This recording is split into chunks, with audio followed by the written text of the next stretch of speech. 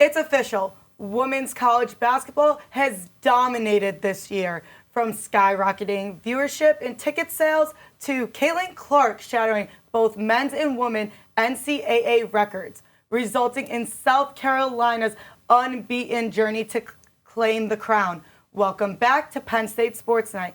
I'm your host, Gianna Cutaia, joined by my friends Cailey, Thalman, and Jezenia Marrero.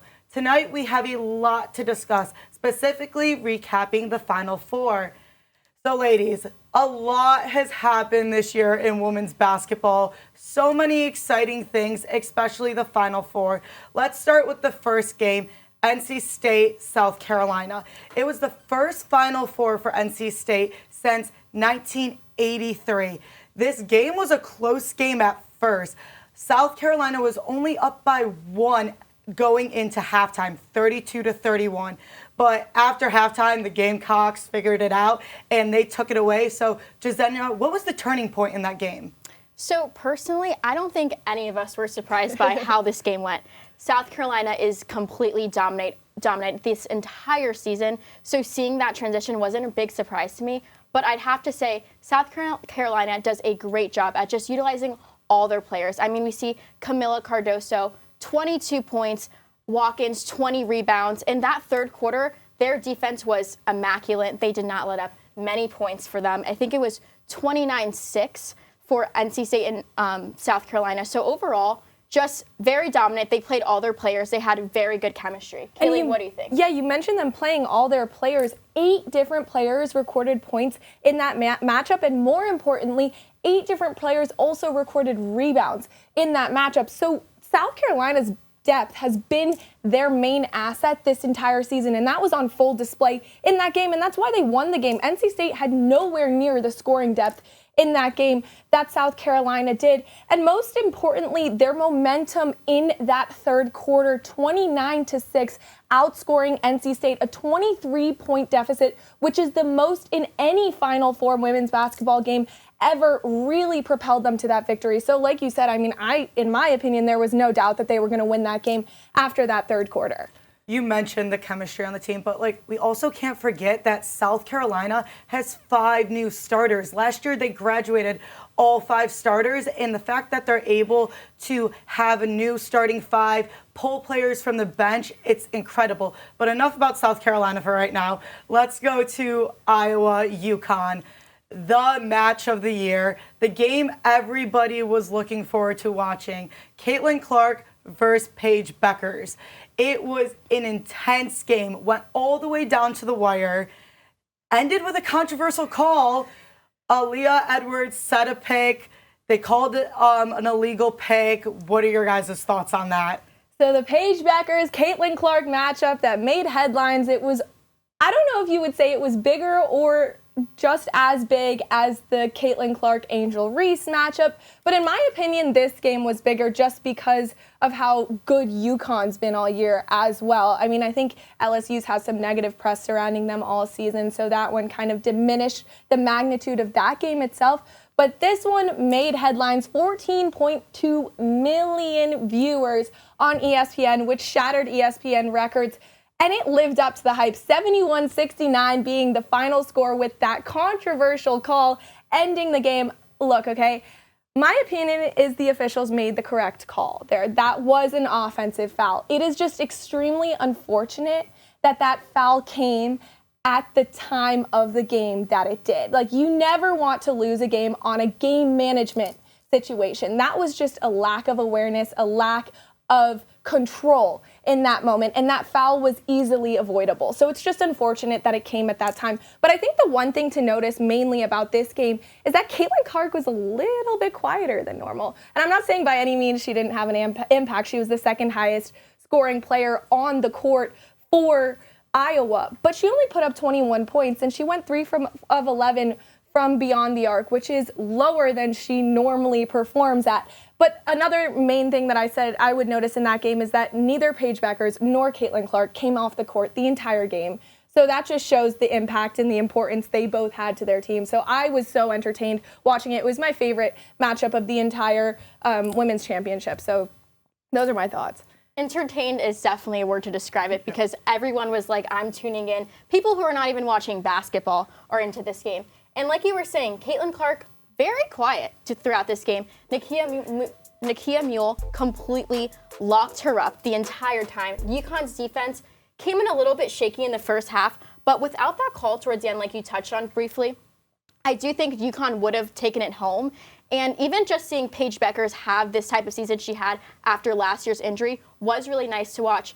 And you did mention it kind of was a Angel Reese, Caitlin Clark all over again. And I definitely have to say coaching just overall in the college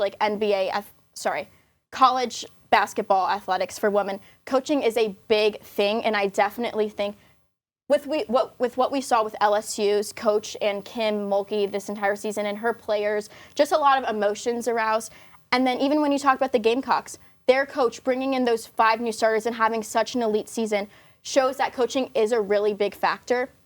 So just to touch on that really quick. But Gianna, what do you think? Well, I'm going to cut in really quickly here. Jezenia, you mentioned the defense. I've never seen anyone lock up Caitlin Clark quite the way UConn did. I think that's what kept them in the game for as long as they were. Another thing is Iowa overcame their largest deficit, or second largest deficit of the season. They were down by 12 points. So that just shows how in this game UConn really was until the very end. Yeah, we can keep talking about this, but we do have to move on to the national championship game. Iowa versus South Carolina. Obviously, we know South Carolina were victorious, and this game was insane. But the biggest thing that I took away from this game was South Carolina's depth. Their bench had 37 points to Iowa's 0. That's, like, in my eyes, unheard of. So what were your guys' thoughts on the championship game? I'll start. Once again, it wasn't like the NC State South Carolina game where we thought South Carolina was going to take this home. It was a game where, I had no idea what was going to happen, and I don't think anyone did.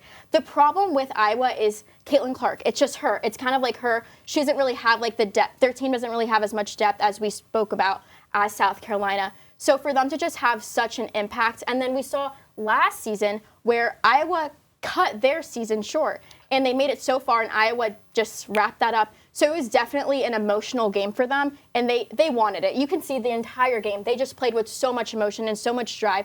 They definitely wanted it. Raven Johnson, last season, Caitlin just swept her off, and the clips from this game, it was just insane how the emotions really took over them, and I think that's what allowed them to play so well. Cailey, what do you think? South Carolina ended their season 38-0, which is just a staggering statistic. To go undefeated across 38 games is remarkable. And they came into this one seeking revenge because, like you said, Iowa ended their season in the Final Four last year. So they were coming in for some payback, and they absolutely did that. This ended up not being a close game. It was very close going into halftime, but then South Carolina came out and scored 3 times in a row unanswered, which I think was the final kind of momentum propeller into the end of that game there. But like you said, aside from the basketball itself, and the basketball was exceptional, the biggest storyline in this game is just how big it was for women's sports. 18.7 million people watched this game, which if you had told me that as a 6-year-old way back when, as a young soccer player, that many people cared about women's sports, I would have been like, you're crazy. And so to see that now is just, it's emotional to think about as someone who was in not nearly their shoes, but, wanted to be in their shoes as a younger kid. And Gianna, you are a Penn State student athlete yourself playing women's lacrosse. How does something like this make you feel? Honestly, words are hard to come by for this situation. When me and my fellow student athletes here at Penn State are talking about the NCAA March Madness, we always used to think men's basketball. This year, that was not the case.